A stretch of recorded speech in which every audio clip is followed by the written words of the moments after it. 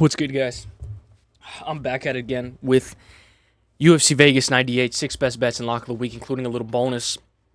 Bonus has been on a 7 fight event win streak.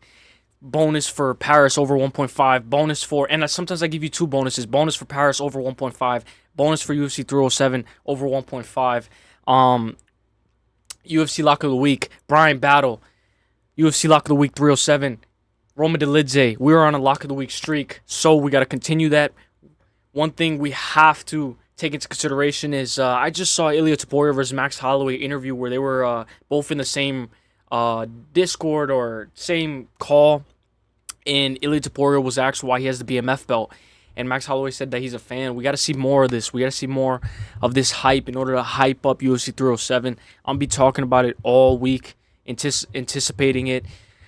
And we're going to talk about UFC 308 after this event. And I might do an early full card predictions for it. So stay tuned for that. Lock of the week has been on a streak. Bonus has been on a streak. I think you guys are going to like my bonus. So without further ado, 6 best bets for UFC Vegas 98. Let's get into it. Without further ado, let me get a drum roll. 6 best bets for UFC Vegas 98. Here we go. Taira versus Royval. Clayton Carpenter, my first most confident pick of the week, takes on against Lux Racha. Clayton Carpenter is a minus 210. We have to remember that this guy comes from LFA, fought on Dana White Contender Series against Edgar Charas, beat him by unanimous decision, which is a very good win considering that Joshua Van just beat him, and it was a very close fight. It was 1-1 going to the third round. His most recent win was by rear naked choke in round 1, 3 minutes and 13 seconds against Ronderos. Very good opponent, very good fighter, has very good grappling game, grappling clinic. When I look at this guy, he's undefeated. It's a little bit lower confidence out of all my 6 most confident picks, so I put him first. We got to see how he looked against Ronderos in the first round. Was able to get the submission, make a quick tap, solidify himself, and have a successful UFC debut. He's going to be fighting for the second time in the UFC other than Dana White Contender Series. Fought on UFC Vegas 69. Now we're going to look at how he got this 13-second head kick, high kick KO by Clayton Carpenter. And he continued his streak to 5-0. Maybe I could put the volume up a little bit just so you could hear it.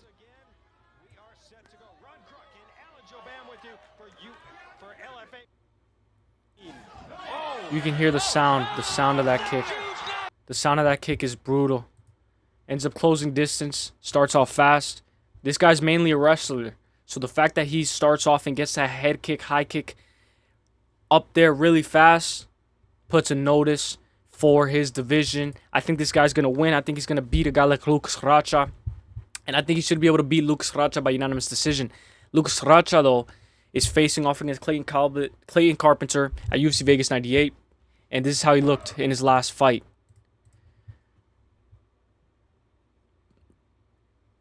Defended the takedown and hit a nice knee. So we have to be careful if Clayton Carpenter is shooting open takedowns. Maybe he gets hit with a crazy knee.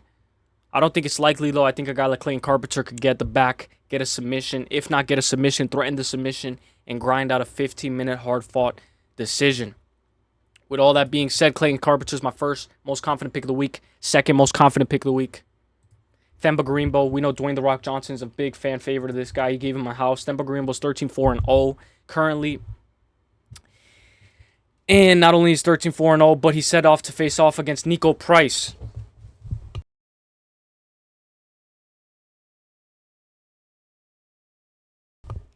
Nico Price is coming off of that win against Alex Moreno.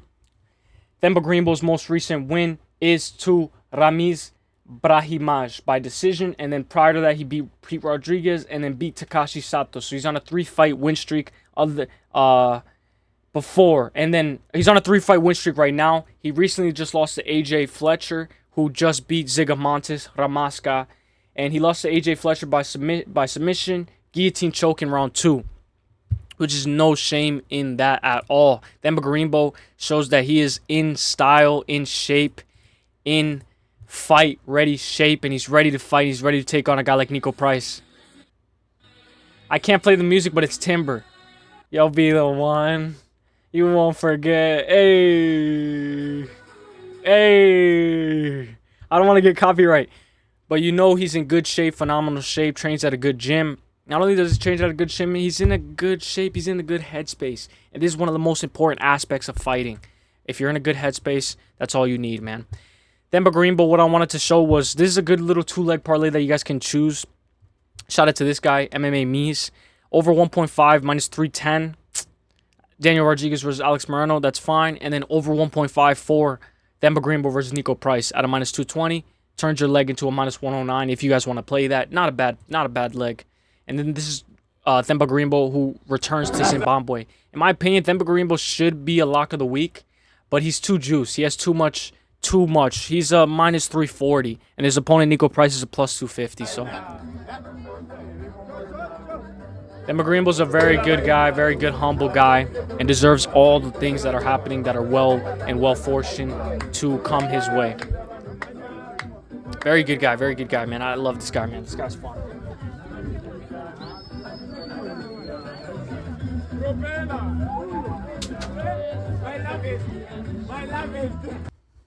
So, I have him to beat Nico Price, and preferably I have him to knock him out.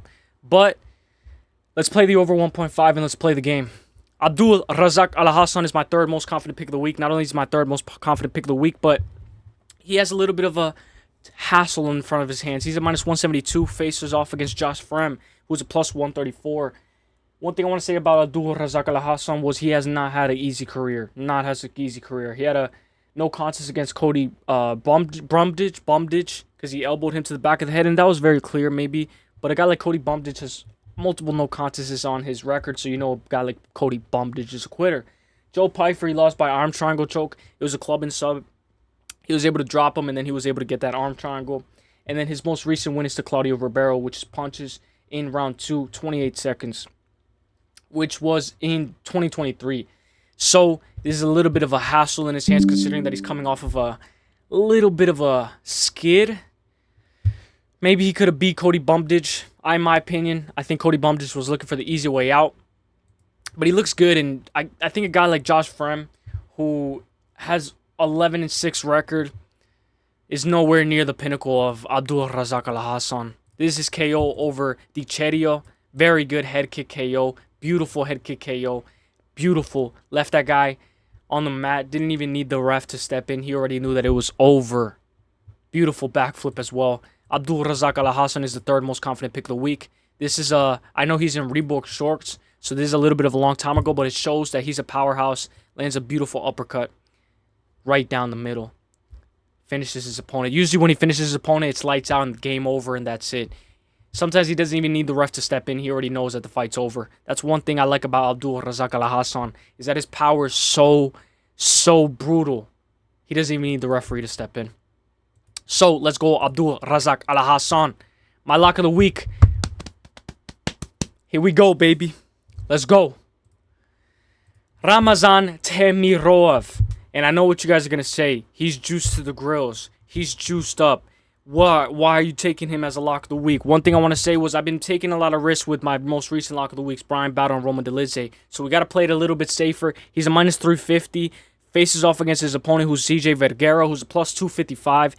Ramazan Temirov is one of the best prospects to come inside the UFC. One thing I want to mention was this fight to go over 2.5 is minus 196, and it's favored. If you want to play the double chance, we can go Temirov by KO or on points is a minus 280. So it turns a minus 350 into a minus 280, and I think it's one of the safest ways to win. We know that a guy like this has very good wins. Not only does he have very good wins, but he has a lot of first-round finishes. So don't be playing the over 2.5, in my opinion. We want to play this safe. We want to take the double chance. If anything, we just take money line at a minus 350, and we make him parlayable.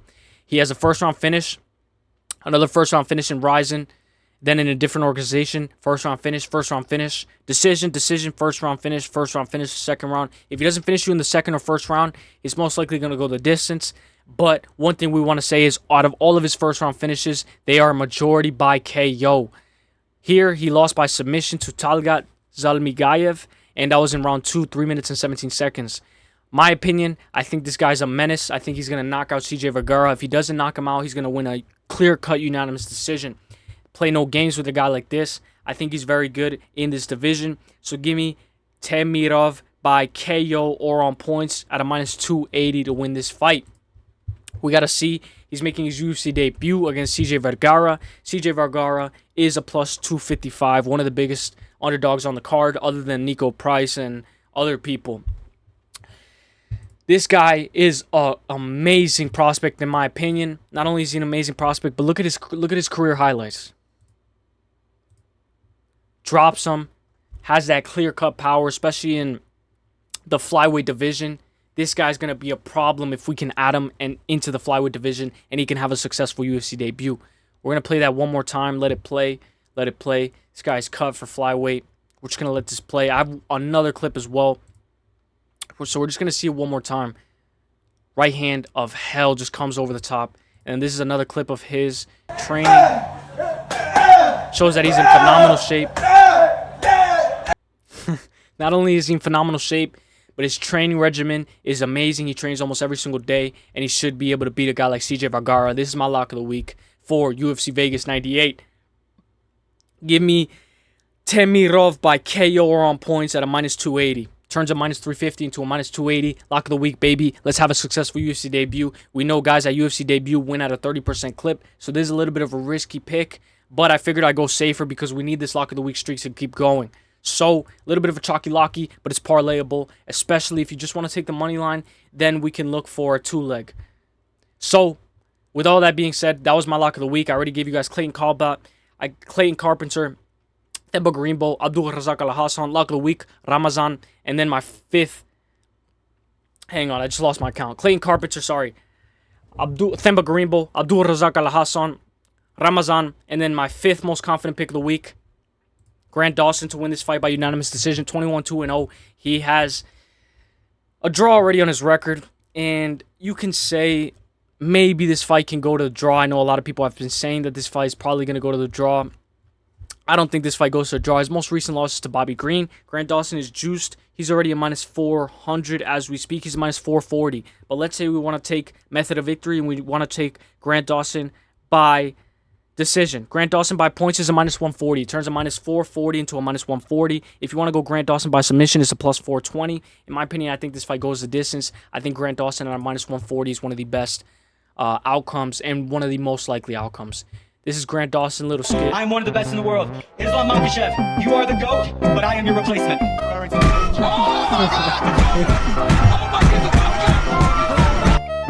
Do better next time. He sucks. He was a -550 and got knocked the fuck out by Bobby Green. But if this fight turns into a boring fight, he's most likely going to grind his way out and win a 15-minute hard-fought decision. His most recent win was to Joe Selecki, and it was by unanimous decision. It was a little boring, but it was in June 1st, so it shows that he's active and he has gotten a win in between that Bobby Green loss. This is what he had to say. An odd question, but it kind of came up earlier. I love odd questions, just so you know. If you knew that your opponent had staff, would you still be willing to go in their fight if you knew in advance? Absolutely. I hope he has staff. Why is that? Because he's weakened the body? Yeah, hell yeah. Because we hear that oftentimes. Like, I know once a commission hears that the fight's off, but we often hear from fighters that like, bro, it's not a big deal. If I knew the staff was there, I'd still fight. Absolutely. Yeah. I've fought with staff plenty of times. I fought Bobby Green with staff. I fought Demir with staff. Like, I'm good, man. Let's go. All right. Last one. I don't have staff now. Just And then this was a little bit funny. What's your favorite vegetable? probably my grandpa.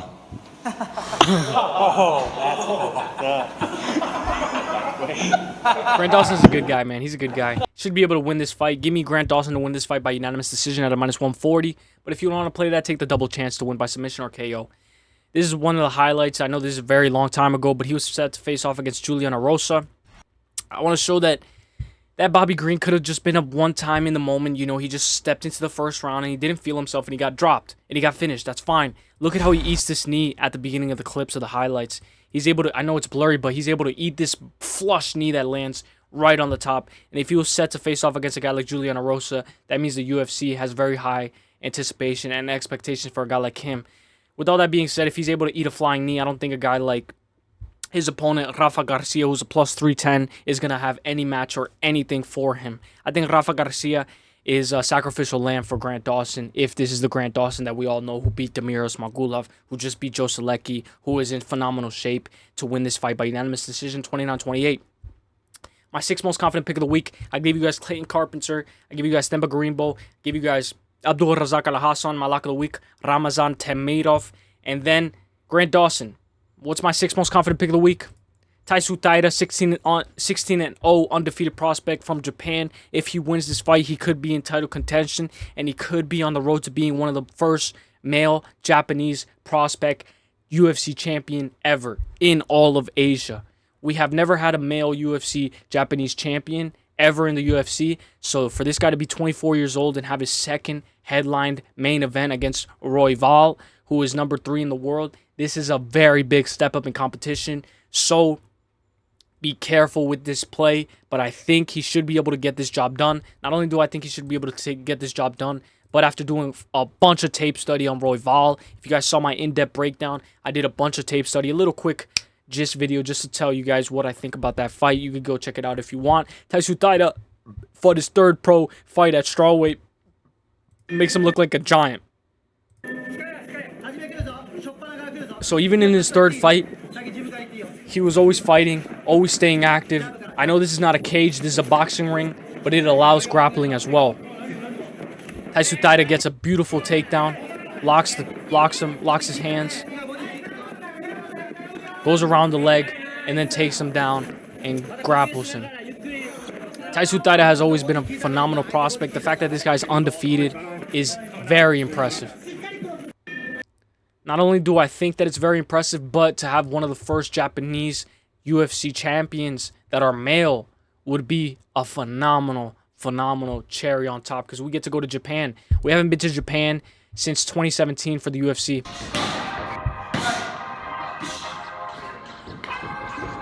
He looks good, man. He looks good. He looks ready. He looks in shape. I know he's very young. A guy like Royval is tested. But a guy like Taira should be able to have success in the clinch. Not only in the clinch, in the grappling department. Take his back, take him to the ground. If he gasses, ride him out, stall for a little bit, and then maybe try to find a little submission. I don't think the submission is going to be there. I think he's going to have to fight a hard-fought 25 minutes. I think if anything, Royval by submission is more likely, because this guy throws Hail Marys, throws triangle chokes, throws anything up from the guard from bottom half. Royval is going to be throwing everything in an immense amount of pressure. So I think a guy like Taira is going to be in for a long night against a guy like Royval, but he should be able to get the job done. Not only should he be able to get the job done, he has very good submissions as well. So if he can capitalize off of a mistake that Royval makes, he can definitely wrap up a guy like Royval. This is going to be a very competitive fight, and it's a title eliminator for a reason. The UFC hasn't been back to Japan since 2017.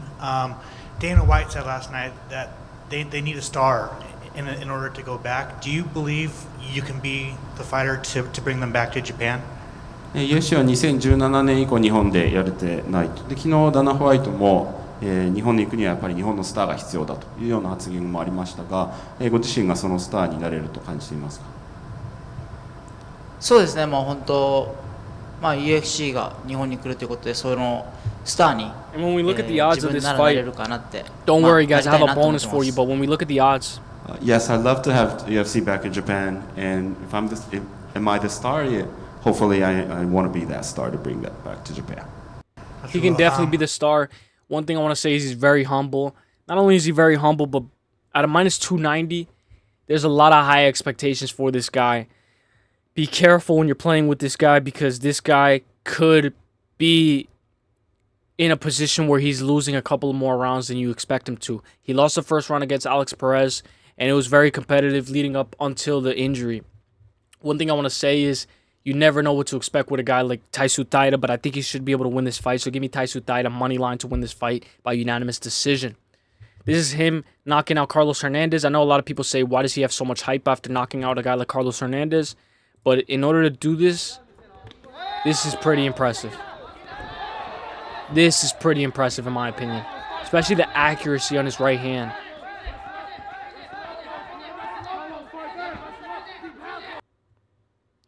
Able to finish him while he's going for a single leg. just completely mauled through a guy like Carlos Hernandez, who this guy just made it into the UFC. So if he's beating guys like Carlos Hernandez, that is what put me on the map for Taira Taira. Remember, we got the bonus. Let's do a little quick recap. Clayton Carpenter to win his fight. Clayton Carpenter to win his fight against Lucas Racha. Themba Garimbo to win his fight. Abdul Razak Al-Hassan to win his fight. Lock of the week. Ramazan Temirov. Grant Dawson. 6th most confident pick of the week, Taira Taira. And then the bonus. What's going to be the bonus? The bonus is going to be the over 3.5 in this main event. In my opinion, if you have an over 2.5, take it. Over 3.5 is a minus 128. Under 3.5 is a plus 102. You guys know me. Whenever I do the bonus, it's an over. So, if we want to play this game and we want to look at exactly what over is the best, in my opinion, FanDuel only has over 3.5. But if we look at another bookie, which I'm going to do right now, and we go to the main event, it sucks that Chris Barnett's not able to fight anyways, too, man. I really wanted to see Chris Barnett fight. Over 1.5, minus 460. Over 2.5, minus 215. Over 3.5, minus 125. Under 3.5, minus 120 on this bookie, Fliff. And then over 4.5 is plus money. Under 4.5 is favored at a minus 165. Will this fight go the distance? No, at a minus 190. I think that's very good. I don't think this fight probably goes the distance. It is probably going to be very competitive for the first 10 to 15 minutes. Very competitive. In my opinion, I'm going to be taking the over 2.5 at a minus 215. And just to play it a little bit more for a Hail Mary, it's a bonus. We got to look for that juice. Give me the over 3.5 at a minus 125. But on some bookies, you can get it at a minus 128. I'll take the over 2.5 at a minus 215 and the over 3.5 at a minus 125. So we're taking both of those. Let me know what you guys think of this lock of the week. Let me know if you guys like the lock of the week. Let me know if you guys like the 6 best bets. And let me know if you guys want more juice. Because if you guys want more juice, I can find way more props, way better props, and way better plus money props. So with all that being said, guys, hope you guys enjoyed this video. And how Taira Taira says it, I love you, thank you, I love you, thank you, let's get it. Let's fucking get it. UFC 308's on the way. So a bunch of content's going to be coming. Let's get it. Let's fucking get it. Taira Taira for the win. And my lock of the week for the win. Let's continue the lock of the week streak. Let's get it. Peace. Hey.